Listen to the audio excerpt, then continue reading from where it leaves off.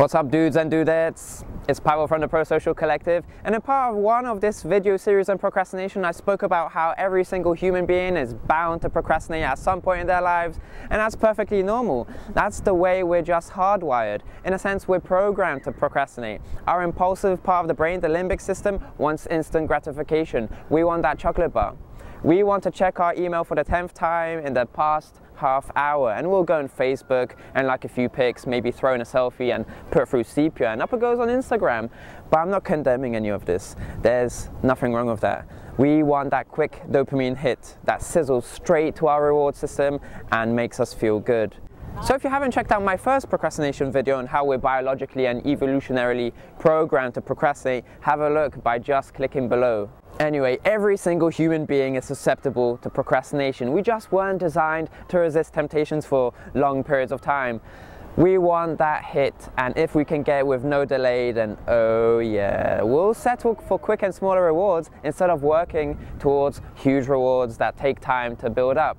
We'll sit on the couch and eat ice cream and watch a movie instead of going out for a jog that would help us in our long-term goal of getting fit or exercising more. Throughout the day, we're constantly tempted by these delicious rewards, and by no means whatsoever is the environment helping.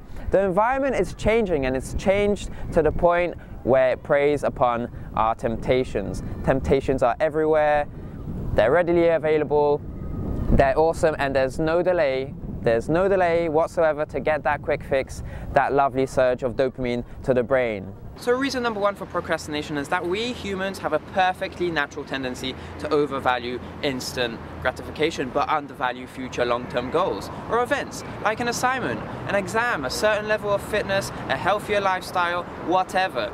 These long-term goals we have are valuable. They really are. They really are valuable. But we don't see their value if they're that far away, if they're days or mere weeks away. But once deadline day is fast approaching, it's just around the corner, we see the value of that long-term goal we once upon a time had, and it's much clearer. The value of it is much clearer to us, and we suddenly want to work towards it. We'll suddenly drop everything that we've been doing to this point. We'll drop everything. We'll put our life on pause. We'll put all those parties on pause, and we'll work towards our goal. And we'll experience great, profound regret if we won't be able to succeed in that goal, to do the assignment well, to revise for exam very well so that we could get a good grade. Now, reason number two for why we procrastinate is, why not procrastinate, man? Everybody's talking about procrastination like it's some bad thing, like some negative thing. Let me take a different view here for a moment. There's been some academic papers talking about active procrastination. Some people just love working under pressure. They feel alive when they do that. They feel challenged. They feel motivated while working. And researchers say that procrastination occurs because people have poor control over their lives. They're not able to organize themselves, and they have poor self-regulation or something like that. Well, research also shows that there are people who consciously make the decision to procrastinate.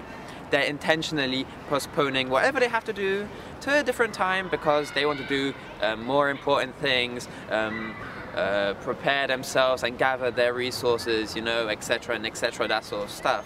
And they've got stuff under control.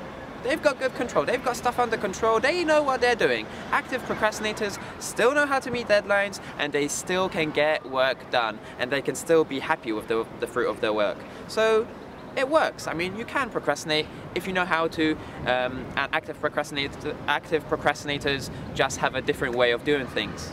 Reason number three, you are being negative, my friend. If you have a negative emotional reaction to a task, whether it's revising for an exam or filing for a passport renewal, you will want to avoid that task as much as only possible. The stronger this emotional reaction, this negativity to the reaction, to the task, you're going to avoid it as much as only possible. And you have some personal reasons why you're doing this avoiding, why you're being avoidant. The task might be boring as hell. You might be dreading the process because it might be painstakingly awful. It might be trivial, and you might think it's pointless.